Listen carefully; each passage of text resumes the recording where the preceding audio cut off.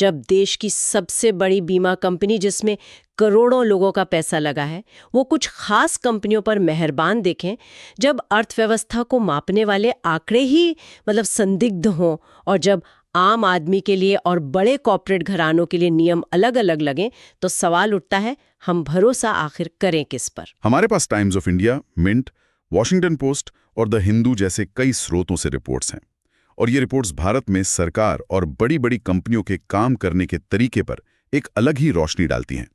आज हम इन रिपोर्ट्स की मदद से रामराज की जो सोच है उसको परखेंगे, मतलब सत्य, पारदर्शिता और सबके लिए बराबर शासन। देखते हैं कि ये आदर्श इन रिपोर्ट्स की सच्चाई के सामने कहां टिकते हैं। और आज की चर्चा का सार यही है।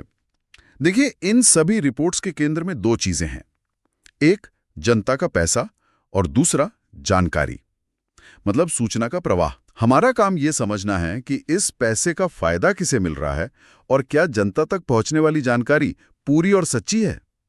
ये ना एक तरह से भरोसे के संकट की कहानी है। तो चलिए शुरुआत एक ऐसी कहानी से करते हैं जो दो अलग अलग भारत की तस्वीर दिखाती है। एक तरफ है बड़े कारपोरेट और दूसरी तरफ हम और आप जैसे आम लोग। बिजनेस स्टैंडर्ड और टाइम्स ऑफ इंडिया की रिपोर्ट्स में सी शिवाशंकरन का एक मामला सामने आया है। हाँ, ये मामला बहुत कुछ कहता है। शिवाशंकरन पर LIC, SBI और PNB जैसे सरकारी बैंकों का करीब 4,863 करोड़ रुपए का कर्ज था। बैंकों ने उनसे सिर्फ 318 करोड़ रुपए लिए और 4,000 करोड़ से ज्यादा का कर्ज माफ कर दिया। इसे नाम दिया गया सेटलमेंट का। ये बात मेरी तो समझ से बाहर है। एक तरफ बैंक कहते हैं कि उनके पास पैसे नहीं है और 4,000 करोड़ का कर्ज माफ कर देते हैं, और दूसरी तरफ वही इंसान सेशल्स में रतन टाटा का 55 करोड़ का महल खरीदने की कोशिश कर रहा है। ये कैसे मुमकिन है? जो आदमी दिवालिया है वो इतना महंगा महल कैसे खरीद सकता है? यही तो वो सवाल है जो पूरे सिस्टम पर उंगली उठाता है। सोचिए, अगर कोई आम इंसान अपनी कार या घर की 2 EMI भी नहीं भर पाता तो बैंक वाले उसकी गाड़ी उठा ले जाते हैं, घर नीलाम कर देते हैं। लेकिन यहाँ हजारों करोड़ के लोन को बड़ी आसानी से सेटल कर दिया जाता है। ये कोई एक घटना नहीं है, ये दिखाता है कि शायद नियम सबके लिए बराबर नहीं है। तो राम राज्य की पहली शर्त यानी सबके लिए बराबर नियम, वो यहीं पर टूटती हुई दिख रही है। खैर, इस लोन माफी वाले मामले में बैंकों के साथ एक और नाम बार बार आ रहा है, LIC। ये तो एक बीमा कंपनी है, इसका इन सब से क्या लेना देना? ये कोई मामूली बीमा कंपनी नहीं है।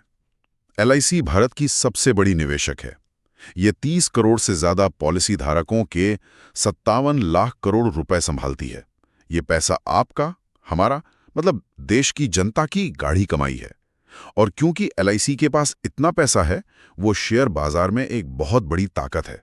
वो जिस कंपनी में चाहे हजारों करोड़ लगा सकती है और जिस कंपनी को चाहे मुश्किल में डाल सकती है। तो असली सवाल ये है कि वो अपने इस पैसे और ताकत का इस्तेमाल कैसे करती है। यहीं पर मिंट की एक रिपोर्ट कुछ चौंकाने वाली बातें बताती है। बिल्कुल। मिंट की रिपोर्ट ने LIC के करीब 9,000 प्रस्तावों के विश्लेषण को देखा। पहले यह समझना जरूरी है कि ये प्रस्ताव होते क्या हैं। जब कोई कंपनी कोई बड़ा फैसला लेती है, जैसे किसी डायरेक्टर को नियुक्त करना, उसकी सैलरी तय करना या कोई बड़ा निवेश करना, तो वो इसे अपनी सालाना बैठक में एक प्रस्ताव के तौर पर रखती है। और LIC जैसी बड़ी निवेशक का वोट इन फैसलों को पास या फेल करवा सकता है। अच्छा, तो LIC का वोट एक तरह से कॉर्पोरेट जगत में सही और गलत का पैमाना तय कर सकता है। तो मिंट को क्या मिला? उन्हें एक बहुत ही अजीब पैटर्न मिला। रिपोर्ट के मुताबिक 1 अप्रैल 2022 के बाद से, मतलब लगभग 14 तिमाहियों में, LIC ने रिलायंस और अडानी समूह के किसी भी प्रस्ताव का विरोध नहीं किया, एक भी नहीं। या तो उन्होंने प्रस्ताव के पक्ष में वोट दिया या फिर वोटिंग से ही दूर रहे। जैसे रिलायंस की तरफ से 63 प्रस्ताव आए, LIC ने सभी 63 को मंजूरी दी। अडानी समूह की तरफ से 368 प्रस्ताव आए, 351 पर हां कहा और बाकी 17 पर वोट ही नहीं डाला। एक मिनट, ये तो अजीब है। मतलब एक कंपनी के चेयरमैन की दोबारा नियुक्ति पर हाँ, और दूसरी कंपनी में बिल्कुल वैसा ही प्रस्ताव आने पर वोट ही नहीं डालना। इसका क्या मतलब निकाला जाए? क्या ये भेदभाव नहीं है? जैसे रिपोर्ट में बताया गया है कि LIC ने रिलायंस में मुकेश अंबानी की दोबारा नियुक्ति के पक्ष में वोट किया, लेकिन TVS मोटर्स में वेणु श्रीनिवासन की दोबारा नियुक्ति पर वोटिंग में हिस्सा ही नहीं लिया। आपने बिल्कुल सही नस पकड़ी है। यही विसंगति सवाल खड़े करती है। एक और उदाहरण देखिए। LIC ने अडानी एंटरप्राइजेज में राजेश और प्रणव अडानी की नियुक्ति पर वोट नहीं डाला, लेकिन बजाज फाइनेंस और कोरोमंडल इंटरनेशनल में ऐसे ही प्रस्तावों के खिलाफ वोट दिया। इससे लगता है कि एलआईसी के पास कोई एक ठोस सिद्धांतों पर आधारित नीति है ही नहीं। फैसले कंपनी देखकर लिए जा रहे हैं, नियम देखकर नहीं। और जहां तक मुझे याद है, सेबी का एक नियम भी तो है, भले ही वो अनिवार्य न हो, कि टॉप 500 कंपनियों में चेयरपर्सन और एमडी का पद अलग अलग लोगों के पास होना चाहिए। ये कॉर्पोरेट गवर्नेंस के लिए अच्छा माना जाता है। फिर एलआईसी कैसे एक ही व्यक्ति को दोनों पदों पर रखने वाले प्रस्ताव का समर्थन कर सकती है? ये तो सबसे बड़ा सवाल है। जब देश की रेगुलेटर एक मानक तय कर रही है, तो एलआईसी ऐसी सबसे बड़ी संस्था से उम्मीद की जाती है कि वो उस मानक को लागू करवाएगी, ना कि उसके खिलाफ जाकर वोट करेगी। देखिए, आदर्श शासन या रामराज में पारदर्शिता सबसे जरूरी है। लेकिन जब देश का सबसे बड़ा निवेशक ये बताने को तैयार नहीं कि वो खास प्रस्तावों के खिलाफ वोट क्यों नहीं कर रहा, तो ये पारदर्शिता पर सीधा हमला है। ये अपने 30 करोड़ पॉलिसी धारकों के भरोसे के साथ खिलवाड़ है। तो एक तरफ एलआईसी कुछ कंपनियों के प्रस्तावों पर आंख बंद करके हाँ कह रही है, लेकिन क्या ये मेहरबानी सिर्फ वोटिंग तक ही सीमित है या फिर सीधे सीधे पैसा लगाने में भी दिखती है? यहाँ पर वॉशिंगटन पोस्ट की रिपोर्ट कहानी को और भी गहरा कर देती है। हाँ, वॉशिंगटन पोस्ट की रिपोर्ट कुछ आंतरिक दस्तावेजों का हवाला देती है और 2025 की गर्मियों का एक किस्सा बताती है। उस समय अडानी समूह पर कर्ज का भारी बोझ था, उनकी साख पर सवाल उठ रहे थे और जो विदेशी बैंक्स थे वो उन्हें और लोन देने से कतरा रहे थे। बाजार में एक तरह का डर था। तो जब बाकी दुनिया हाथ खींच रही थी, तब एलआईसी ने क्या किया? रिपोर्ट के मुताबिक ठीक उसी मुश्किल समय में एलआईसी ने अडानी की कंपनियों में 3458 करोड़ रुपए का निवेश किया। और बात यहीं खत्म नहीं होती। मई के महीने में जब अडानी पोर्ट्स को $585 मिलियन के बॉन्ड का भुगतान करना था, मतलब कर्ज चुकाना था, तो रिपोर्ट कहती है कि एलआईसी ने अकेले ही वो पूरा बॉन्ड खरीदकर उन्हें फाइनेंस कर दिया।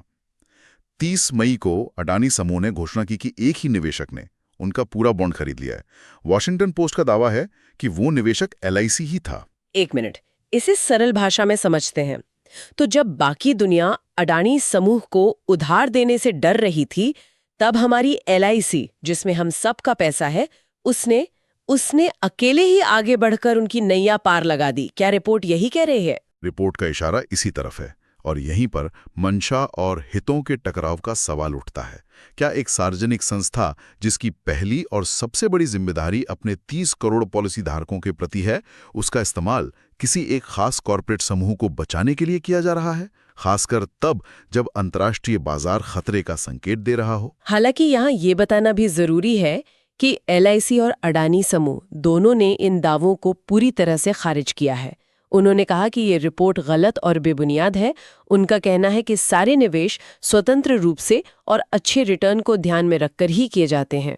एलआईसी ने तो उन दस्तावेजों के असली होने पर भी सवाल उठाया जिनका जिक्र रिपोर्ट में था। हाँ, और ये खंडन कहानी का एक जरूरी हिस्सा है। लेकिन वॉशिंगटन पोस्ट की रिपोर्ट में एक और बात ध्यान देने वाली है। जिन अधिकारियों से उन्होंने बात की, वे सब अपना नाम छिपाने की शर्त पर बात कर रहे थे। ये अपने आप में उस माहौल पर एक टिप्पणी है। अगर सब कुछ नियमों के मुताबिक और पारदर्शी तरीके से हो रहा है, तो अधिकारियों को अपना नाम छिपाने की जरूरत क्यों पड़ रही है? ये दिखाता है कि शायद सच बोलने को लेकर एक तरह का डर मौजूद है। और पारदर्शिता की बात करें तो मिंट और वॉशिंगटन पोस्ट दोनों ने ही अपनी रिपोर्ट्स के लिए एलआईसी, रिलायंस और अडानी समूह से जवाब मांगा था, लेकिन रिपोर्ट छपने से पहले उन्हें कोई जवाब नहीं मिला।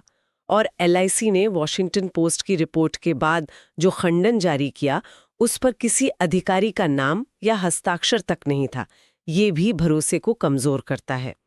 ठीक है, तो हमने देखा कि कैसे कुछ खास कंपनियों के लिए कर्ज माफ हो रहे हैं और कैसे एलआईसी जैसी संस्था उनके प्रस्तावों और निवेशों पर खास तौर पर मेहरबान दिख रही है। ये एक पैटर्न की तरफ इशारा करता है। क्या ये पैटर्न सिर्फ एलआईसी तक ही सीमित है या फिर सरकारी सब्सिडी जैसी चीजों में भी दिखता है? ये एक बहुत अच्छा सवाल है, क्योंकि ये हमें बड़ी तस्वीर की ओर ले जाता है। स्क्रोल की एक रिपोर्ट एक और दिलचस्प टाइमलाइन पर ध्यान खींचती है।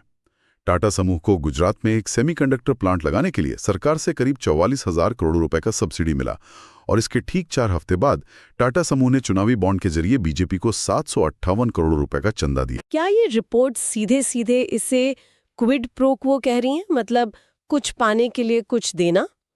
नहीं, रिपोर्ट्स ऐसा सीधा आरोप नहीं लगाती। वो बस इन घटनाओं के समय को एक साथ रखती हैं। वे ये नहीं कहती कि चंदा और सब्सिडी के बदले दिया गया, लेकिन वो इस टाइमिंग पर सवाल जरूर उठाती हैं, जो कॉरपोरेट फंडिंग और सरकारी नीतियों के बीच के रिश्ते पर एक गहरी जांच की मांग करता है। और इस पूरी कहानी को और भी ज्यादा उलझा देती है वो रिपोर्ट जो हमारे देश के आर्थिक आंकड़ों की गुणवत्ता पर ही सवाल उठाती है। बिल्कुल। द हिंदू की रिपोर्ट बताती है कि IMF यानी अंतर्राष्ट्रीय मुद्रा कोष ने लगातार दूसरे साल भारत के सरकारी आंकड़ों की गुणवत्ता को C ग्रेड दिया है। इसका मतलब ये है कि हमारे GDP जैसे बुनियादी आर्थिक आंकड़े शायद पूरी और सच्ची तस्वीर नहीं दिखा रहे। लेकिन ऐसा क्यों है? इसमें क्या दिक्कत है? दिक्कत ये है कि भारत की 90% से ज्यादा अर्थव्यवस्था असंगठित क्षेत्र में है, यानी छोटे दुकानदार, मजदूर, छोटे मोटे कारखाने। सरकार के पास इन सब का सटीक डेटा इकट्ठा करने का कोई तरीका नहीं है, तो वो क्या करते हैं? वो संगठित क्षेत्र की बड़ी कंपनियों के प्रदर्शन को देखते हैं और उसी के आधार पर यह अनुमान लगा लेते हैं कि छोटा क्षेत्र भी वैसा ही प्रदर्शन कर रहा होगा। ये तो ऐसा हुआ जैसे आप किसी जंगल की सेहत का अंदाजा सिर्फ सबसे ऊंचे और हरे भरे पेड़ों को देखकर लगा रही हैं और नीचे जो छोटे छोटे पौधे सूख रहे हैं उन पर ध्यान ही नहीं दे रही। आपने एकदम सही समझा। यही वो एनोलॉजी है जो रिपोर्ट इस्तेमाल करती है। इसका मतलब यह है कि जब सरकार सबसे तेजी से बढ़ती अर्थव्यवस्था होने का दावा करती है, तो वो दावा उन आंकड़ों पर आधारित हो सकता है जो जमीनी हकीकत को छुपा रहे हों।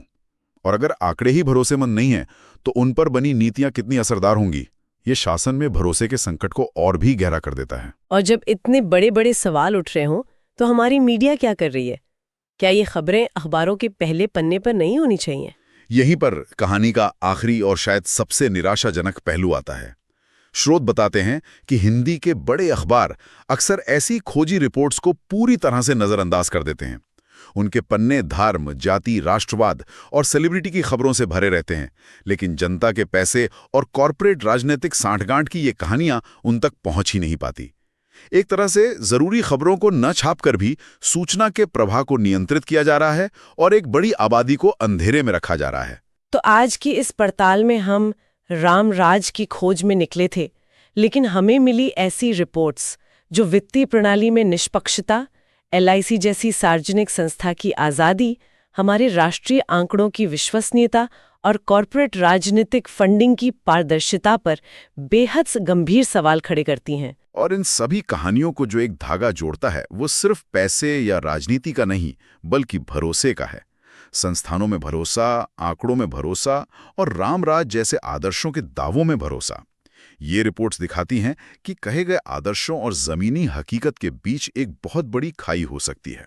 जब सत्य की बात की जाती है, लेकिन सवालों के जवाब एक बिना नाम की प्रेस रिलीज से दिए जाते हैं, तो भरोसा अपने आप कमजोर हो जाता है। और आज हम सुनने वालों के लिए एक विचार छोड़ जाते हैं। ये स्रोत दिखाते हैं कि कैसे जनता का पैसा, चाहे वो LIC के निवेश के जरिए हो या सरकारी सब्सिडी के जरिए, कुछ चुनिंदा बड़ी कंपनियों की तरफ जा रहा है। यह हमें सोचने पर मजबूर करता है कि किसी भी अर्थव्यवस्था में नागरिकों की बचत का प्रबंधन करने वाली LIC जैसी एक सार्वजनिक संस्था की आदर्श भूमिका आखिर होनी क्या चाहिए। क्या उसका काम सिर्फ हर कीमत पर रिटर्न को बढ़ाना है, या फिर उसे नेशनल चैंपियंस यानी देश की बड़ी कंपनियों का समर्थन करना चाहिए, या फिर उसकी सबसे बड़ी जिम्मेदारी कॉर्पोरेट गवर्नेंस के उच्चतम मानकों को बनाए रखना है। और सबसे महत्वपूर्ण सवाल, ये तीनों